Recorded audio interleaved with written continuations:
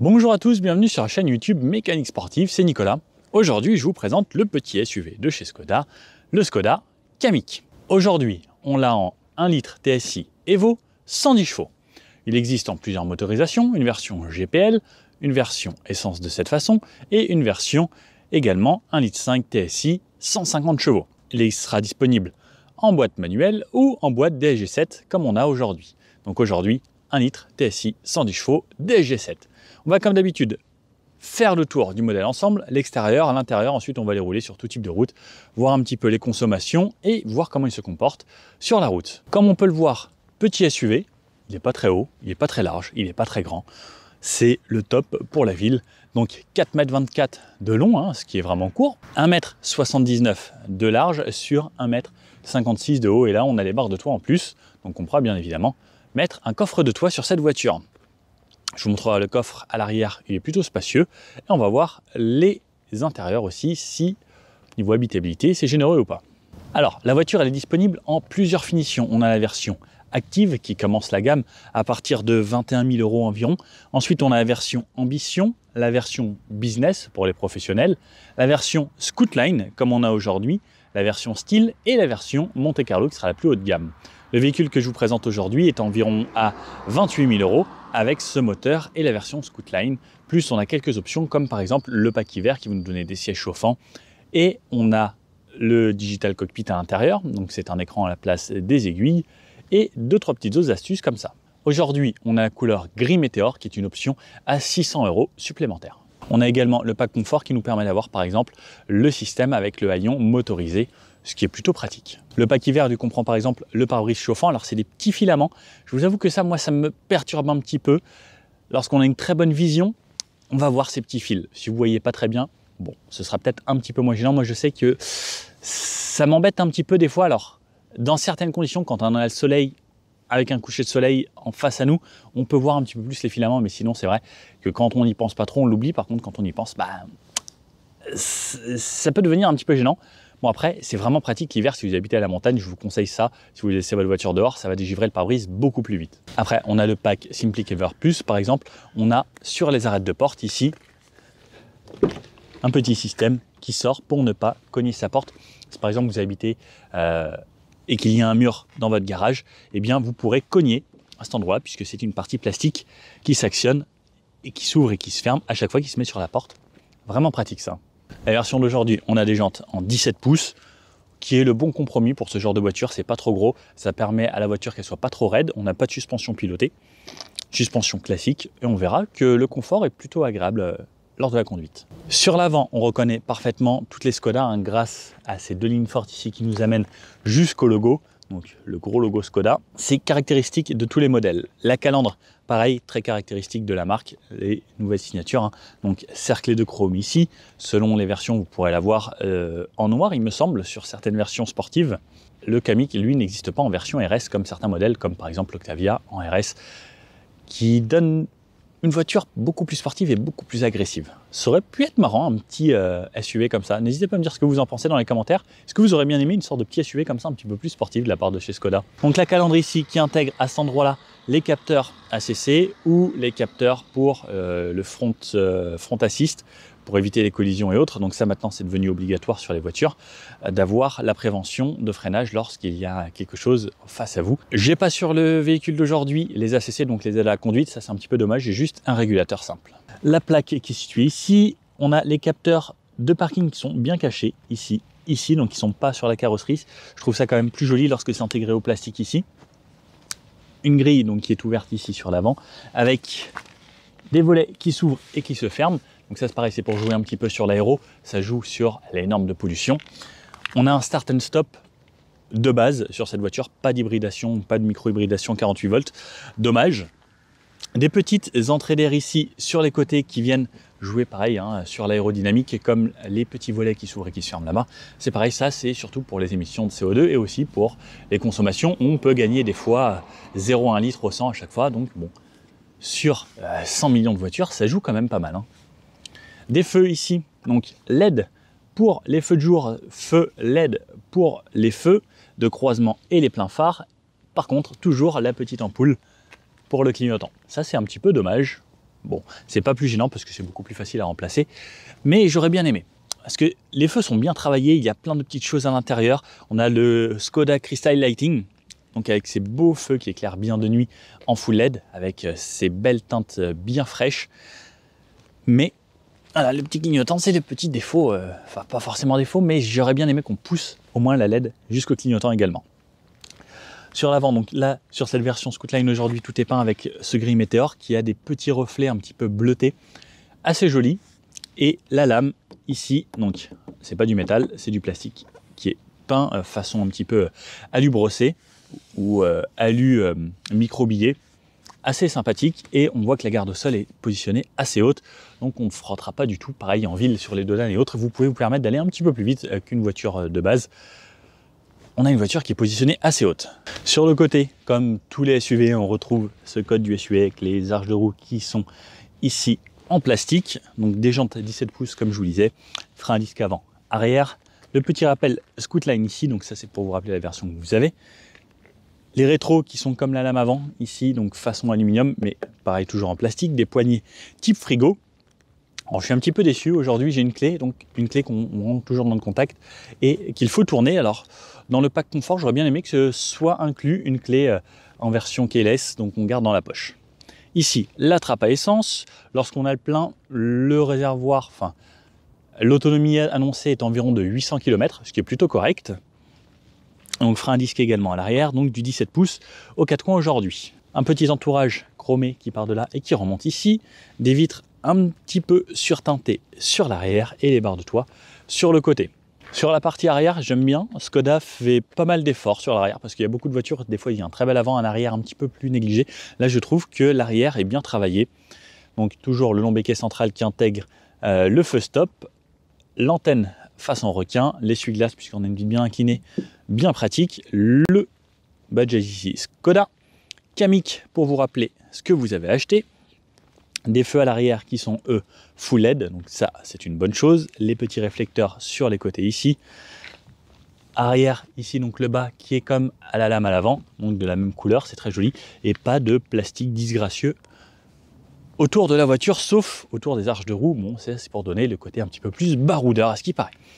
On appuie ici, donc ça fait partie des options. Haillon automatique. Petite chose que j'aime bien, c'est ici sous la plage arrière, il y a des filets. Si on veut ranger des choses, par exemple ça, plutôt que de l'avoir dans le coffre ici, je peux me l'intégrer, hop, ici, c'est moins gênant. Vous pouvez mettre ce que vous voulez, hein, les livres des enfants ou autres, plutôt que les avoir ici. Une petite prise 12 volts, des accroches pour les sacs de course, des petits rangements sur les côtés également, une petite lanière ici pour accrocher autre chose. On a le filet qu'on peut accrocher dans le coffre grâce à des attaches un petit peu partout. Et donc le seuil ici, plancher plat, et en dessous on a encore de l'espace avec encore des rangements avec ça qu'on peut accrocher. Et en dessous on a une roue de secours avec le cric, donc ça c'est toujours pratique. De nos jours ça se fait de moins en moins, je trouve c'est un petit peu dommage que je préfère avoir ma roue de secours, partir en vacances et finir mon trajet en changeant ma roue plutôt que de forcément avoir appelé le dépanneur qui va m'emmener à un garage et quand c'est fermé, quand c'est la nuit, etc. c'est toujours beaucoup plus compliqué.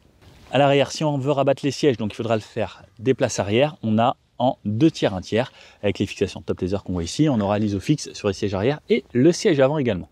Hop, et je referme et on va faire un tour à l'intérieur. Alors, pour l'arrière, hop, donc je rentre facilement. La voiture n'est pas trop haute et je tombe directement dans ces sièges. Hop, je relève ça. Alors, des portières assez travaillées, mais beaucoup de plastique dur. Partout, c'est plastique dur. C'est plutôt joli, mais beaucoup de plastique dur. Un petit peu de tissu ici au niveau de la couloir et cet accoudoir ici. Donc, ce qui est bien, c'est que j'ai la languette ici. Pas de trappe à ski par contre. Alors, une bonne chose que j'aime bien, c'est que l'assise est assez longue. Moi, qui suis grand, ça tombe bien jusqu'à assez loin sur mes cuisses, donc ça me fait un bon repos des jambes donc lorsque je suis assis dedans. Ce qui est bien aussi, c'est qu'il est incliné assez vers l'arrière, donc je tombe et je suis bien calé lorsque je suis dedans.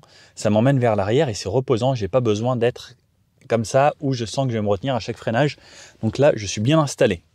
Il y a un gros tunnel central ici, alors ça me donne vraiment cette impression, moi, d'avoir vraiment mon compartiment à moi et d'avoir mon espace. Au niveau de la tête, je suis très large, il me reste encore, allez, une dizaine de centimètres au-dessus de la tête. Je suis 1m80 même quand je suis bien droit. C'est bien creusé, donc partout. On a les lampes en LED juste ici. Et bah, je suis vraiment pas malin. Au niveau des genoux, le siège à l'avant, il est réglé pour moi. C'est spacieux, franchement, c'est pas mal. Alors ce siège est pas mal reculé. J'aurais dû l'avancer pour vous faire une meilleure idée. Donc la coudoir ici, fixation Isofix et Top Taser comme je vous disais sur ces deux sièges-là. Hop, quand je passe au milieu, il faut bien enjamber le tunnel central. Et à cet endroit-là, alors, hop, j'ai les ceintures qui me touchent un petit peu au niveau du fessier, mais pareil, j'ai de l'espace. Alors pourtant, ce siège est très très reculé et très incliné. Je ne sais pas si je peux, hop, au moins le remonter un petit peu. Bah pareil, au niveau de la tête, j'ai de l'espace, je ne touche nulle part. C'est pas mal, hein. Par contre, la troisième place ici est beaucoup plus ferme, tant au niveau des fesses que du dossier. Fixation Top Taser, même à l'avant. Les pochettes ici, si je veux rabattre donc la partie 2 tiers, oups, hop, donc ce qui me donne quasiment un plancher plat. La ceinture qui va rester un petit peu sur le côté si on arrive à la mettre bien calée là-bas. Et là, il me semble, on est jusqu'à 1355 litres de chargement lorsqu'on a 2 places à l'avant seulement. Hop. Alors par contre, ça c'est dommage, la ceinture, il y a un petit truc sur le côté en plastique qui fait qu'elle est censée rester sur le côté, mais elle ne tient pas très bien puisque sur le côté elle glisse un petit peu sur ce plastique. Bon, franchement simple à l'arrière avec des petits aérateurs ici. On n'a pas de prise USB, donc on peut avoir des options supplémentaires selon les modèles. Mais cette version Scootline est franchement plutôt agréable et assez simple. Allez, je vous emmène avec moi à l'avant. Donc hop, alors ça sonne presque, il y a le contact. Je vais me reculer au max et voilà à quoi ressemble donc l'intérieur de ce Kamiq ici. Donc les portières comme à l'arrière, alors sauf que là c'est un petit peu moussé. Et ensuite on retrouve beaucoup de plastique dur tout au niveau de la porte, donc dans cette version, et un petit peu de tissu ici. Au niveau des fenêtres, on a fenêtre impulsion sur les 4, bloquée celle de l'arrière. Les réglages des rétroviseurs ici, comme d'habitude. La poignée, toujours très jolie chez Skoda. Alors j'aime beaucoup comment c'est travaillé à chaque fois. Alors selon les modèles, c'est toujours à peu près le même design, mais il y en a des un petit peu plus jolis comme on avait sur l'Octavia par exemple. Ici les feux, donc on a un mode automatique, bien évidemment, régler la hauteur des feux selon le chargement. Toujours ce petit bac ici pour ranger ce que vous avez à mettre, très pratique. J'aime bien la finition bois aujourd'hui, donc ça ressemble vraiment à du bois, hein. Le volant, toujours très sympathique, donc sans la branche ici au centre, donc avec seulement 2 branches sur le côté, avec le petit badge ici. Alors pourquoi pas avoir fait un volant tout rond, ça aurait limite été plus rigolo, parce que là ça donne l'impression qu'on a enlevé juste la branche qui manque ici. Bon, après c'est peut-être pour jouer avec le design de là. Alors sur la gauche du volant, commande vocale, volant chauffant qui fait partie du pack hiver. Changer les musiques grâce à ça, le son grâce à cette molette. La sono est plutôt bonne dans la voiture, donc on a un haut-parleur là, là dans les portes, là-bas, donc un peu partout. La sono est vraiment correcte. Changer de musique, je vous disais, le klaxon. Ici, les aides à la conduite, donc on n'a que 2 aides ici, le Line Assist et le Front Assist sur cette version. Le maintien dans les lignes, donc c'est le Lane Assist, hein, clairement. Ensuite, ça va pouvoir nous faire défiler les options lorsqu'on est donc dans les menus là-bas. Et ça va nous faire changer les écrans. Donc, on a l'écran de cette façon, de cette façon, de cette façon, de cette façon. Le compteur, un petit peu à l'ancienne, façon sportive. Oh, les doubles compteurs, moi j'aime bien les doubles compteurs comme ça. Et ensuite, on pourra naviguer. Alors, lorsqu'on fait ça avec cette molette, ou c'est par exemple la vue d'ensemble, ou après je peux rappuyer de cette façon pour pouvoir changer. Alors je vous avoue que des fois, la voiture n'a pas trop envie de changer dans les options du milieu, là, quand je suis dans les ravitaillements. On a des palettes derrière le volant, ici, plus et moins, qui vont nous permettre de pouvoir jouer avec la boîte en manuel. La boîte, pareil, donc je reviens dessus juste après. Derrière ici, on a les appels de phare et le régulateur. Donc le régulateur s'active ici, grâce au petit bouton sur le côté, et éteint de cette façon, allumé ici. Les appels de phare, c'est toujours de cette façon, donc ça nous l'indique tout en bas là-bas. Les clignotants. À droite, ce sera pour les essuie-glaces. On a bien sûr un mode automatique et l'essuie-glace arrière. Pour l'essuie-glace arrière, on pousse comme ça et ça va vers l'arrière. Hop, petit appel d'essuie-glace et lave-glace, c'est en tirant comme toujours. Et après, on règle les vitesses. Et pour l'automatique, plus ou moins rapide. Pour l'intermittent, sur la gauche ici, la température. Sur la droite ici, le niveau d'essence. Ensuite, vous avez des informations que vous pouvez changer également ici. Donc là, par exemple, vous pouvez le voir, depuis le ravitaillement, 179 km effectués, ça m'a enlevé qu'une seule barre. Je pense que la deuxième barre n'est pas loin, mais il me reste encore, après 180 km d'autonomie, il me reste encore 600 km d'autonomie. Ensuite, cet écran où on peut avoir des informations comme ça, le menu, donc hop, un écran qui est tactile avec la radio, le téléphone, la navigation, les systèmes de la conduite, les médias, SmartLink pour votre téléphone, Android Auto, Apple CarPlay, le véhicule, la tonalité de la musique, les manuels d'utilisateurs, les infos, les réglages, la clim et une boutique. L'écran est plutôt réactif, donc si par exemple je vais dans Médias ici, alors moi j'ai rien de connecté, ensuite j'ai toujours une touche Home ici qui me permet de revenir là, le GPS je l'ai ici, je peux avoir également le GPS là-bas, donc lorsque alors je viens par exemple de cette façon, je peux aller, lorsque je clique alors sur ce bouton ici, aller dans par exemple, là j'ai pareil téléphone, audio, navigation, je peux avoir le GPS en grand comme ça, et je peux aussi faire défiler et zoomer dans l'écran. Je peux avoir donc le GPS là et là. L'Android Auto aussi prend tout l'écran, ça c'est pas mal. Pareil, lorsque j'approche la main, vous voyez, ça active des menus. Hop, voilà. On peut mettre des petits widgets ici en favori et pareil pour là. Le GPS en plus grand, les raccourcis, radio, médias, phone, nav et voiture. On peut régler le son en tactile ici ou, comme je vous disais, grâce à ça.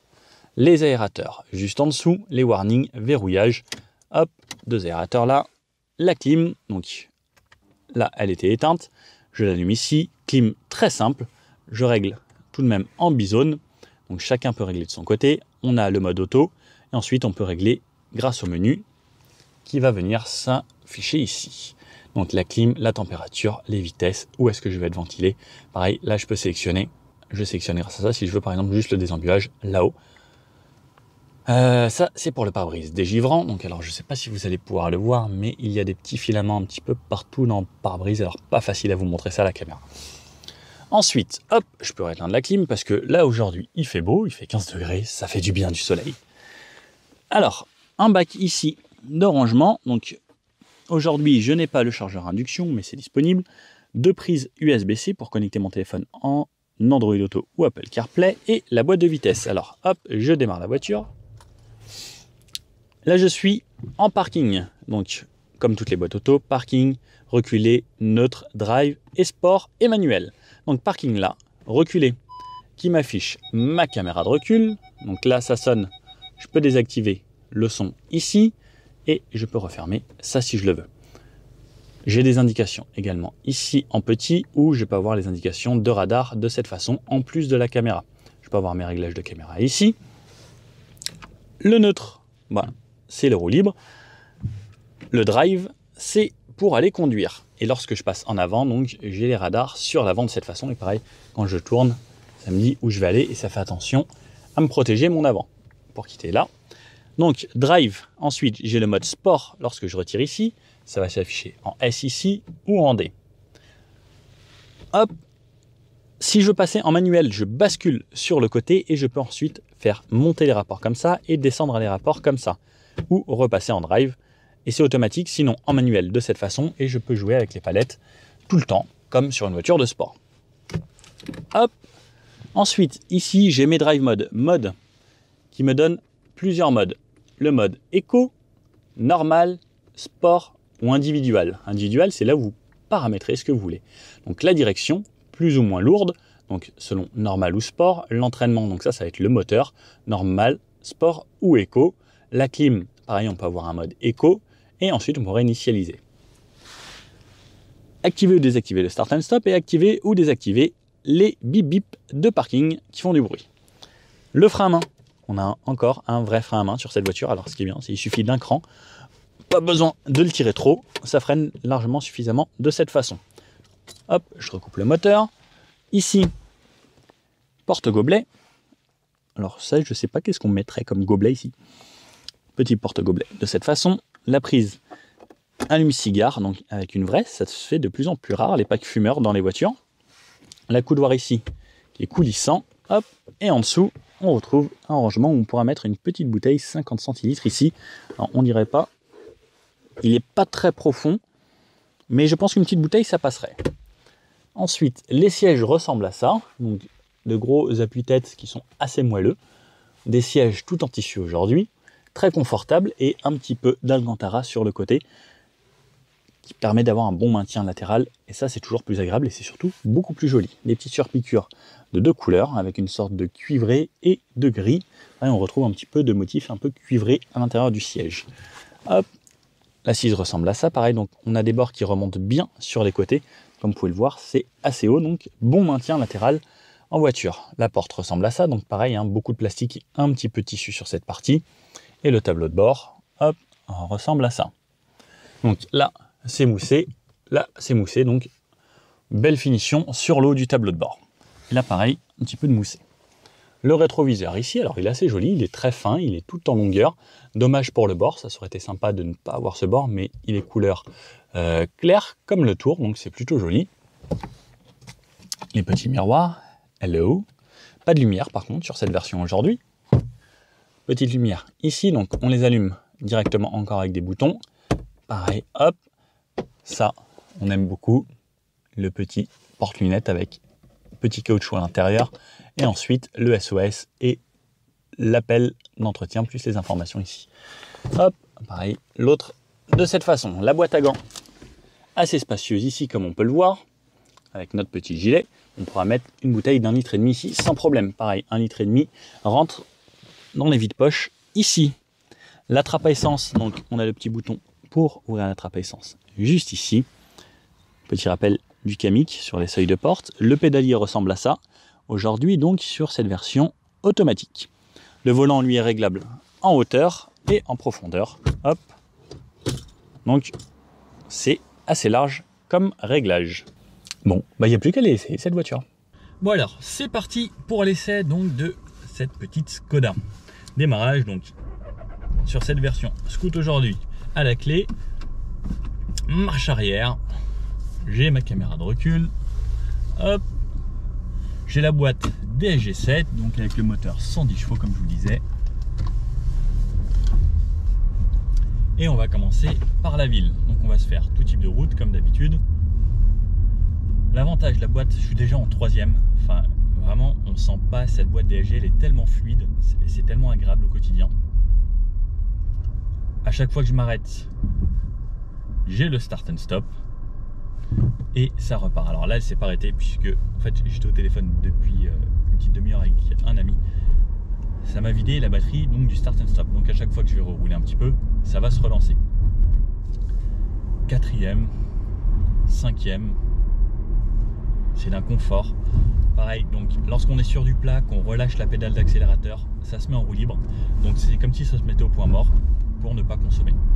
Dès que vous allez freiner, ça va réenclencher un rapport pour avoir du frein moteur également.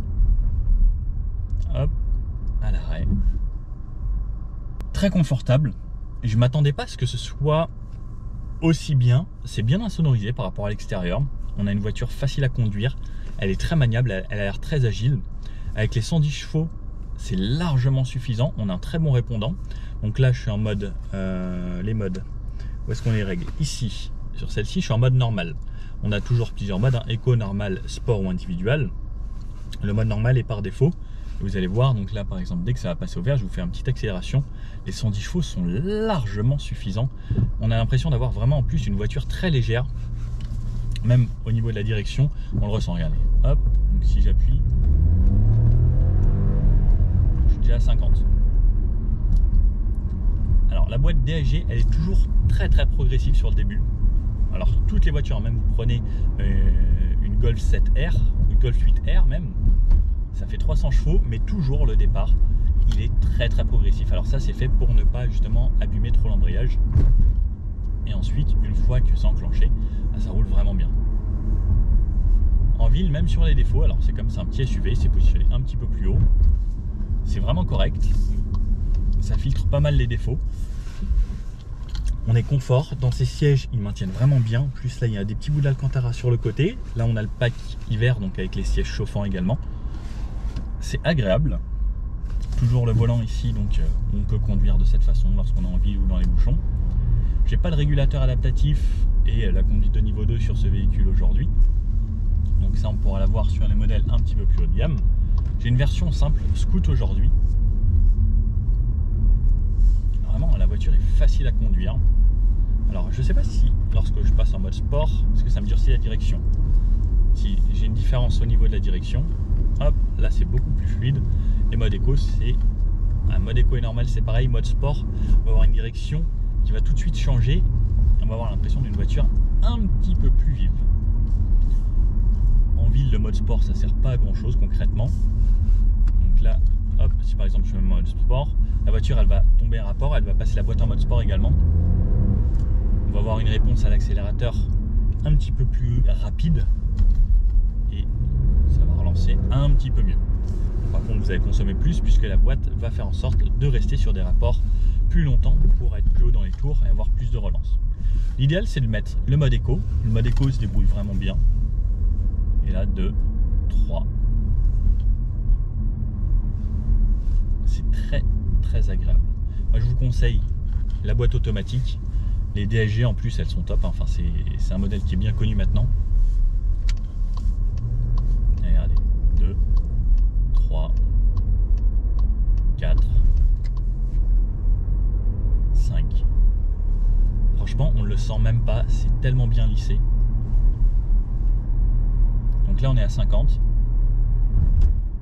Bah, je suis bluffé de l'insonorisation. Il y a des voitures qui passent sur le côté. Je l'entends très très peu. Skoda me surprennent vraiment beaucoup avec leur voiture. Avant, il y a quelques mois, je n'avais pas essayé de Skoda. Là, je commence à en faire pas mal. Et bien, à chaque fois, c'est une bonne surprise. Donc là, Dodan. Alors, je vais ralentir, laisser passer la personne. Hop. C'est un petit Dodan. On sent que ça filtre bien. Il n'y a pas de suspension aujourd'hui adaptative ou autre. Pas de suspension pilotée. Je pense que je suis assez surpris, même sur les plaques d'égout et autres. C'est une voiture agréable. Elle est toute petite. Et c'est toute petite, toute légère. Et on sent ça dans la direction et autres que c'est une voiture agile. On va se faire un petit test rond-point, tiens. Hop. Allez, c'est parti. La voiture, il va toute seule. C'est assez impressionnant. La voiture tient super bien. Je pense que je suis plutôt bluffé. Hein. Puis même sur l'avant, ça s'ouvre très légèrement. Très très agréablement surpris. Vraiment, la voiture est vive. Alors c'est pas une voiture de sport non plus, mais très bon confort au quotidien.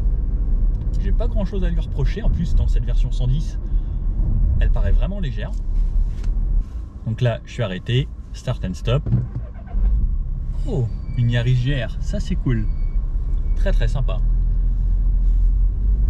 Et ensuite, ça redémarre. Comme je vous dis, là, pourtant, je suis en mode éco. La voiture redémarre sans souci. Au niveau des consommations, alors hop. Alors, données de conduite. J'avais remis à 0 hier. Non, j'ai demandé données de conduite. Alors, ce qui est assez embêtant sur les Skoda, c'est qu'il y a tellement d'informations dans le cockpit. Hein. Des fois, on se trompe et c'est pas forcément très très pratique tout le temps. J'ai parcouru là 60 km depuis la remise à 0. J'ai fait principalement de la ville, un petit peu de national de région parisienne. Je suis à 6,9 litres. Là, j'ai fait un petit peu de montée dans Saint-Maur. Sinon, j'étais à 6,3 litres tout à l'heure. Donc, on va voir, lorsqu'on est sur des petites routes comme ça qui roulent, là par exemple, je suis en roue libre, ça va faire baisser la conso. Donc, je vais continuer. On va se faire un petit bout de national, d'autoroute également, et voir les consommations en réel. Donc là, même en mode éco, je peux rebasculer mon levier sur la droite pour repasser en mode manuel. Et la voiture me dit quand il faut passer les rapports au mieux.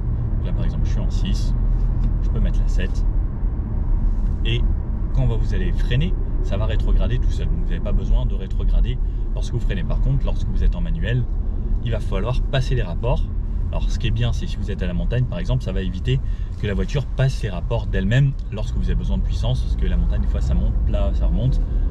Là la voiture, par exemple je suis en première, je reste en première. Et je peux passer les rapports ensuite.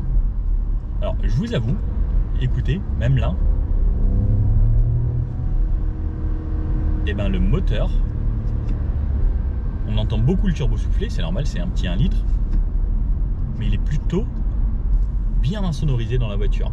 J'ai essayé l'Octavia et je vous avoue que j'avais presque l'impression que sur l'Octavia il était plus présent que sur ce petit Kamiq. Et là ça me dit éco-conseil, ramenez le levier sur D pour que la voiture fasse des économies d'elle-même lorsque vous roulez de cette façon. Allez, on sort de la ville. On se met à 70 ici. J'ai mon régulateur tout de même. Hop. Alors j'ai pas l'adaptatif aujourd'hui, ça c'est un petit peu dommage. 70, je suis en 6ème, alors là c'est légèrement monté, elle va peut-être passer la 7, je suis en dessous des 2000 tours. Moteur très peu présent dans l'habitacle, une sonorisation vraiment correcte par rapport aux voitures qui passent à côté. Quasiment pas de bruit de roulement ou autre. Très agréable. Là en contrainte on entend légèrement le moteur. Petit test de manœuvre sur un parking, puisque bon, l'idéal de ces petits SUV urbains c'est que ça manœuvre bien. On va voir, est-ce qu'on arrive à tourner ici? Ah, ça aurait peut-être pu faire mieux au niveau du gabarit, on s'attendrait peut-être à ce que ça tourne un poil mieux, mais c'est vraiment déjà pas mal. On s'en sort assez facilement, donc on a les caméras de recul avec les radars de parking et autres, ça le fait largement. Allez, on va aller s'insérer sur une voie à 110 et à 130. On va voir ce que ça donne à haute vitesse. On est derrière un camion, il va falloir s'insérer un petit peu plus fort pour doubler alors.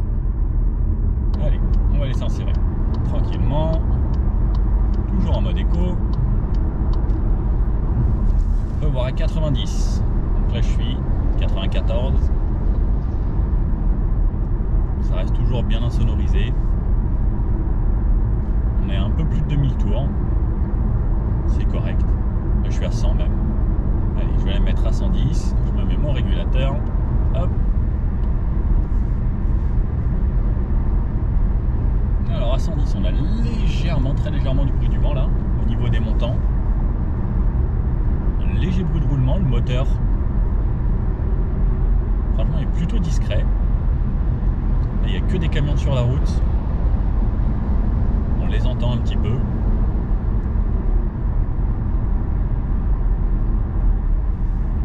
Pareil, là j'ai enlevé le régulateur parce que j'ai pas l'adaptatif. Donc dès que je freine et que je relâche l'accélérateur, ça reste en roue libre. Donc là, roue libre pour limiter les consommations. Comme vous voyez, les essuie-glaces balayent de temps en temps. C'est puisqu'on a le détecteur de pluie, donc on a les essuie-glaces automatiques. Alors c'est vrai que les camions on les entend un petit peu, alors ça fait beaucoup de bruit un camion, mais ça reste bien insonorisé, hein. Je suis agréablement surpris. Allez hop, on se remet à 110. Là c'est vraiment correct. Et on se fait même surprendre à aller un poil plus vite. Très agréable. Il manque juste un petit peu toutes les aides à la conduite si vous faites un peu plus de route.